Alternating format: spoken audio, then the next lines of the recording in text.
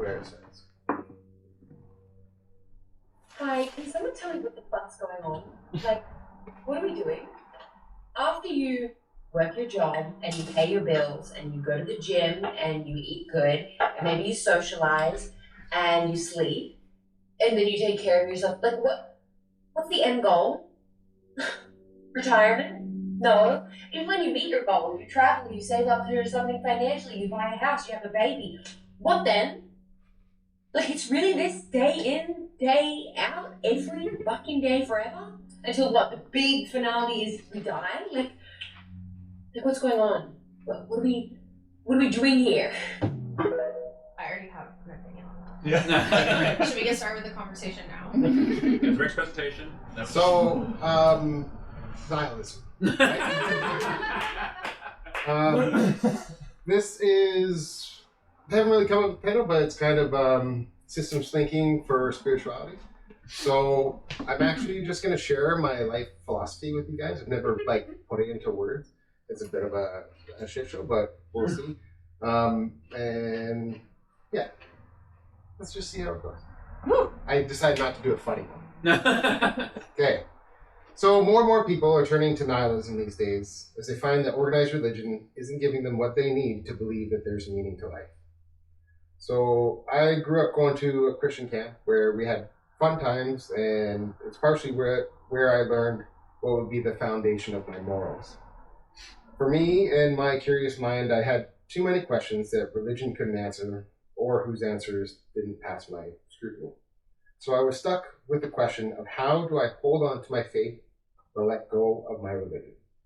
How do I hold on to my reasons for being a good person but not tie them to needing to believe in historical events that are falsifiable? How can I root them in things that are more real? So a note on religion. I want to note that my belief system is not to replace religion or say any particular religion is wrong. In fact, I often use it to validate and understand the spiritual teachings within religions. When a person's religion is criticized or attacked, it's often perceived as a personal attack because religion, for many, is not just a set of abstract beliefs. It forms a foundational aspect of their identity, shapes their worldview, values, and sense of morality. As a result, an attack on their religion can feel like a direct challenge to their core values, their sense of purpose, and the meaning they derive from life. It can lead to defensive reactions, not because of the specific theological points that are debated, but because it feels like an existential threat to their understanding of who they are.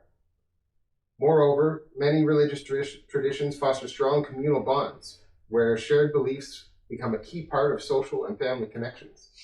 Attacking religion might not only feel personal, but it will also disrupt a sense of belonging to a larger supportive community, which further intensifies the emotional response. So I'm not here to attack anybody's beliefs, but just to explore and develop my own. So systems thinking and spirituality. A fundamental component that I use to build the system is the connection. We can also call it a coupling. So the easiest way to think of it is like a wire carrying information with many strands that exist between two people. So each strand can be positive or negative. For every action that I do, the person on the other end of the connection can have positive, neutral, or negative feelings about my action. So my wife, Brett, loves when I take care of her when she's sick. So that makes up a positive strand in our connection. She dislikes when I'm not on time and it makes her late. So that makes a negative strand. She also likes when I make a funny face at her, which is also positive, but it has a smaller magnitude. So the strands have direction and magnitude. So the signal is not as strong in that strand. These actions are written in time, and they add up. So me taking care of her when she's sick might actually add up to less positive emotion than compared to all the little funny faces and jokes I make throughout our entire lives. Ultimately, adding up all the strands gives you a net positive or net negative connection with something. Emotions. We are all emotional beings, some more than others. And my belief is that these emotions aren't just chemical reactions in the brain that happen without our participation. I also don't believe that it's just leftover hardware from evolving from the need to live in communities. I believe there's more power behind these emotions than we realize. I believe that emotions are like transactions or data transmissions. They are positive or negative transmissions along the connections between people. So in this system, we have a connection or a coupling with everyone in the world with the capacity to feel emotion. Trevor might like that I take care of Brett when she's sick. So that's a positive strand, but with less strength because he doesn't feel it as strongly as Brett did. Anyone that has had positive feelings about the type of person that would take care of someone when they're sick means that energy, that positive strand, finds me. I believe this is why we like stories. The emotions I feel when I watched Bambi's mother die is sending a message of empathy to the people that have felt like Bambi did. It positively strengthens the connection from me to the many people in the world, creating a web of connections. The negative feelings of betrayal I felt when I watched The Lion King and saw Scar murder his brother to gain power, and that also finds people that deserve such feelings, regardless of whether I know they did it, they committed the action. I spent the emotions, which created the transactions, and traveled through my connection with that person as a negative strand. That person might also have the same positive strand of empathy from me because their mother was murdered. But the summation of our strands will determine if our connection is net positive or negative. We are emotion-generating machines. One way to think of the data being transmitted through the strands is to think of it as love or hate, as harmonious or disharmonious, or as resonant or dissonant.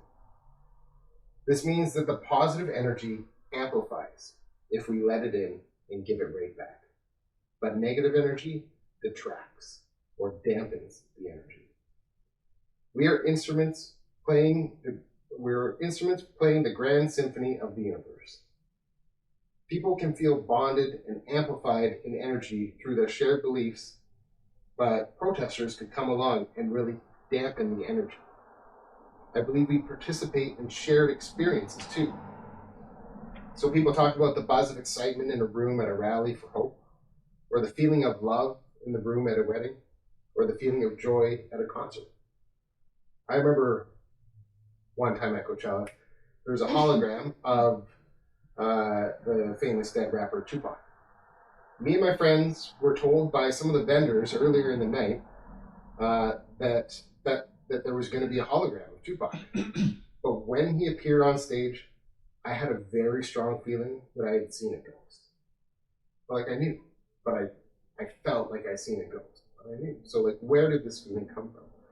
So I believe I was tapped into the crowd's energy, and even though I knew it was going to happen, I felt what they must have felt. I was participating with them. Sometimes this happens to me with a show like America's Got Talent. I thought a little girl performed well, but suddenly I'm like sidestruck with emotion as I unexpectedly tapped into the emotion of the world that also felt for that little girl. I racked my brain trying to think why. I don't think I have latent feelings of wishing it was me or comparing her to anyone in my life, but I think there was a transaction of energy taking place, and I felt it, and it synchronized with me, and the feelings of joy and pride for that little girl. So, time is relative. The difference between being at a concert and watching America's Got Talent is the separation of time. Without going into it, time is relative and travels faster in places of higher gravity. For example, if we had a magical video feed where we could see each other and I went into a black hole, you would see me slow down and freeze, but I would see you age and die. The Earth has only been around for a fraction of a second from the perspective of a black hole. And for this reason, I think the mechanism that gives meaning to the universe cannot be bounded by time. I think that feelings we have when we see a video of the travesties of World War II, or the feelings we have that reach our unborn daughter still finds them. Self-care. Because we are emotion generating machines, we need to take care of ourselves. If we don't take care of our instrument, we can't be in tune and we can't resonate with others. If we don't let the music in, or we just wish we weren't at this particular concert, then it takes energy and it's draining for us. Sometimes people need to spend time alone to recharge and find themselves after being in an environment that didn't resonate with them.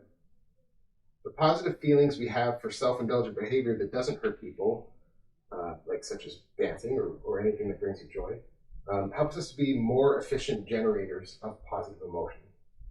This allows us to play our part of the song when the symphony comes along. The importance of connection. I think it's important to strengthen these connections, to behave in ways that people feel positively about. We need connection. Connection won't solve problems, like air won't solve problems, but the lack of it will exasperate the problems. This is why I think it's important for us to have a safety net of many connections, even if low grade, that will help provide us that baseline energy. Sometimes people fear reaching out when they're in a bad place because they don't want to burden their friend. I believe that instead of isolating, even small connections are worth it. In a community or with a friend, something low weight to get your baseline oxygen instead of feeling like the very next interaction has to solve all of your problems. Build your safety net of connections so that no one person can make you feel completely isolated. I think this is why sometimes people don't leave a bad relationship, because not having any connection is more scary than having a connection with someone that's bad for you. A narcissist will try to isolate their partner from their family and friends so that they don't feel like they have any other connection and they fear leaving. Fear is the mind killer. It turns us inward to protect ourselves and what we have, and it closes down connection to other. There's a lot of fear in the world today. So why does this framework matter? The reason why I find this framework useful is that it can be used to define morality. I'm not about to say definitively what is right or wrong for the world. I can't. But I can, or may in the future, have feelings about an action and if I believe it's right or wrong. So can all of you. If we could survey the world and get a response that 98% of people feel something is wrong, then we can come up with an objective truth to a subjective truth, or an objective truth to a subjective question. Sure, you can do that thing, and the negative energy can find you. It's just trying to codify these things into law that's challenging. For example, in the TV show Dexter, the protagonist is a vigilante detective that kills murderers. Somehow we end up rooting for Dexter in an odd way. Dexter receives the negative energy from the friends and family of the murderer that are angry that he was killed, but he also receives the positive energy from the people who he's helped and the potential lives he's saved. To codify morals is difficult, but many religions attempt to. I prefer to view these religious teachings through the framework of how much negative energy is generated by committing these actions. I also view them as a product of their time and an attempt to govern people to give them rules for a more harmonious community. You shall not covet thy neighbor's wife. But what if she's in an abusive relationship and you actually love her? Is that an action worthy of going to hell? Big whoop. Now what? So I'm going to use some religious terms, but I'm not trying to take over what the term means to you. I'm trying to see if this framework can fit in and accept the teachings of religion to find common ground. We can define God as this entire network of connection, similar to how a school of fish acts like an organism itself, or how a mycelium network of fungus shares and communicates within itself and acts like a single organism. I believe that God is the sum of us all, I believe that God is the sum of us all, and we would all be the children of God, as in we are a part of it. I believe you're not judged by your actions at the pearly gates, but instead you're judged by your actions by everyone that has feelings about them, whether they know you or not, because they've generated these feelings through story, etc. If that feeling is positive, then it means we're moving towards that person when we die, and we no longer exist in the physical plane. We move towards the web of connections, towards the light, towards each other, towards the feeling of love, towards heaven. The web encompasses us all, and while I may not like someone I love may like them. So there's even tension within the web. Those with less dissonance and negative connections are more towards the source, with many positive connections. Those lost souls that have garnered much hate and find themselves pushed away from the light, in isolation, despair, the lack of belonging, which sounds like hell to me. Anyone can pray for forgiveness and ask Jesus into their heart.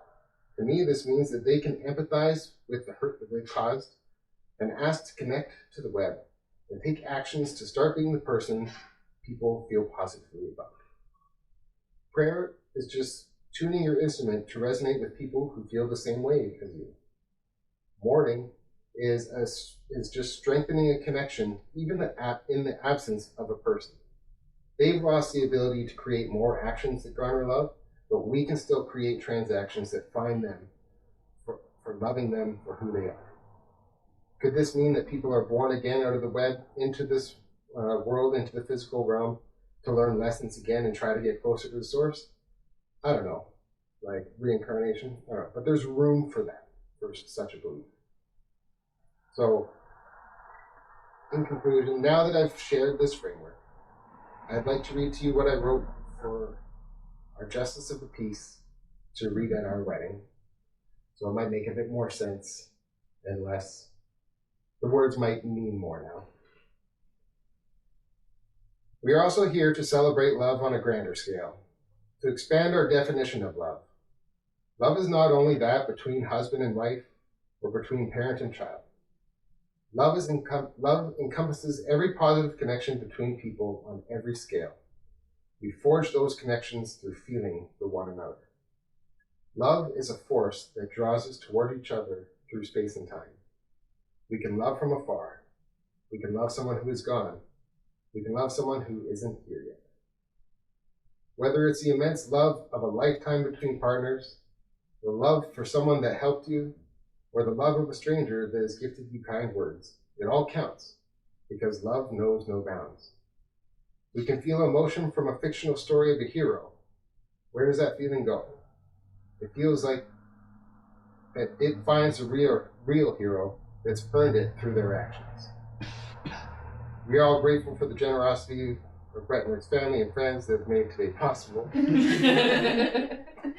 may not know who every one of them are, but your love finds them. Love is a kind gesture, a thoughtful remark, a fond memory, gratitude, intent listening, the warmth of a hug, the inspiration of a community. It is family and friends. It is our light in the darkness. It is heaven. It is home. And it is here. Here, right now, and every day, is our opportunity to create love, to create connection, to create family.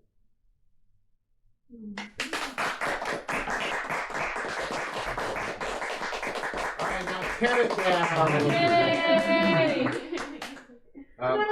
You're gonna make me cry. I'm open to questions. Like I said, I'm always wanting to develop it further, and I didn't have time to get into some of the more scientific things that back it up, and there's a certain amount that you can't back up. That's what faith is to a degree. But to me, faith in feelings, this framework for me makes more sense than faith in some guy said something at some point and just trust me. and that's okay. But there was a bunch of quotes from various different religions that all kind of say the same thing of the golden rule. Just don't be a dick. Be excellent to each other. That could be the religion. You're for unfortunately named. No questions? No, it's good. No? Very thoughtful. Yeah. Okay. The next one will be funny. Okay. Oh, yes. Okay. Are these two not doing any? Yeah. Yeah. Still the Okay.